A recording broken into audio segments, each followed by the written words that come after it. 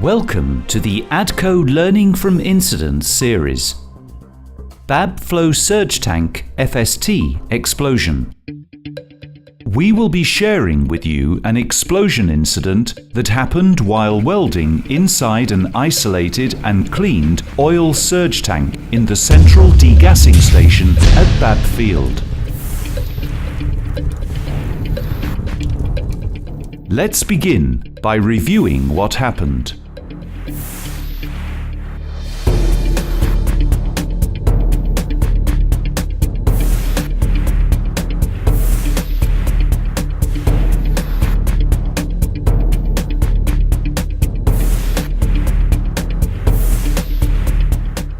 In June 2013, FST number 804 was taken out of service after developing a leak from the tank shell. In January 2014, and in preparation for the repair process, the tank was emptied, purged, and positively isolated. All connecting pipes were spaded or physically disconnected. Desludging and internal cleaning of the tank were completed by April 2014. All permit to work and confined space entry requirements were applied as per the procedure.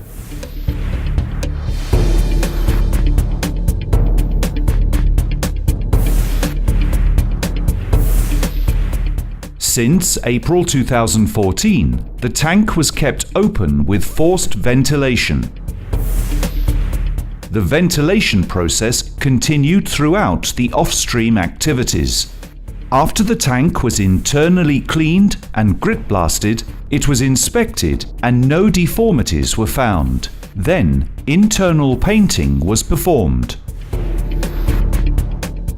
On the 12th of November 2014, 2 days prior to the incident, a hot work with naked flame was safely executed inside the tank. All safe systems of work were implemented. On the day of the incident, 14th of November 2014, 2 simultaneous hot work activities were carried out. The first one was to install 2 nozzles for water level indicators on the shell outside the tank. This activity involved torch cutting of the shell and welding of the nozzles from outside. After gas testing was conducted satisfactorily, the torch cutting was performed, followed by welding of the nozzles. Upon completion of torch cutting outside the tank, a crew of 4 moved inside the tank to start the second hot work activity, to weld a water connection on the 24-inch oil outlet pipe. Gas testing was conducted at several locations inside the tank. This included inserting the gas tester tube of 30 centimeters long inside the 24-inch oil outlet pipe.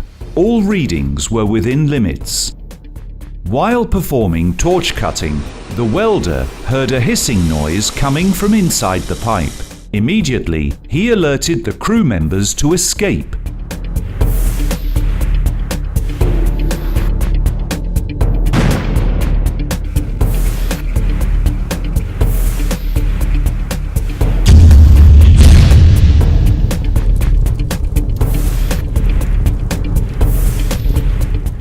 This explosion resulted in a fatality and 10 injuries, out of which 5 were serious, as well as devastating damage to the tank. How it happened.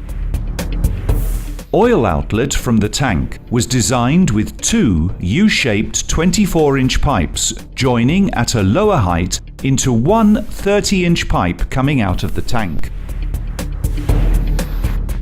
During the spading process, drainage of oil took place.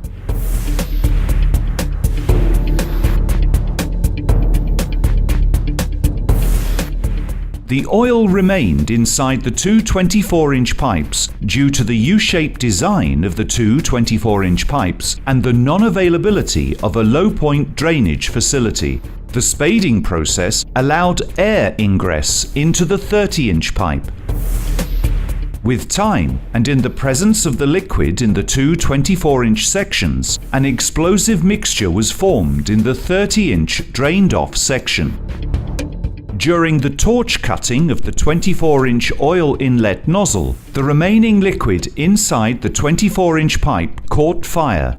The fire propagated back to the drained-off 30-inch section of the oil outlet, reaching to this explosive mixture and thus igniting it, causing the first explosion, which was of a magnitude of approximately 0.4 bar pressure.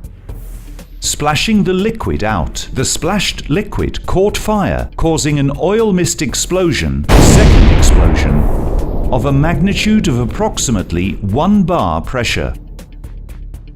Inside the tank, the bottom plate detached completely from the tank shell, lifting the tank up and pulling the concrete foundation from the ground. Then, it twisted 20 degrees, shearing all the bolts around, and landed 7 meters from its original location.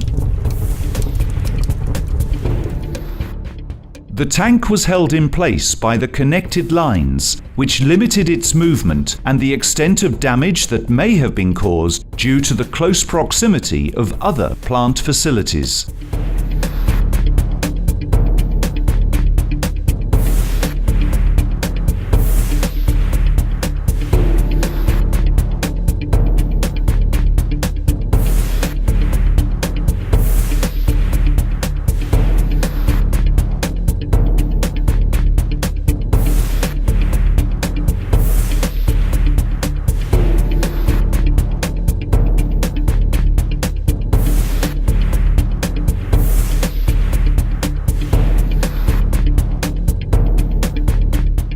Lessons learned. The tank oil outlet line was designed with sections that can't be drained by gravity from outside the tank, and the internal section low points were not provided with draining provision. Tank internal pipes to be designed in a way that allows all inventory to be completely drained. This should be confirmed during the design reviews. The hot work was initiated with the assumption that the tank is hydrocarbon-free, since oil outlet line was drained by gravity during spading process, and the tank was desludged, cleaned, and opened with forced ventilation for nearly 7 months.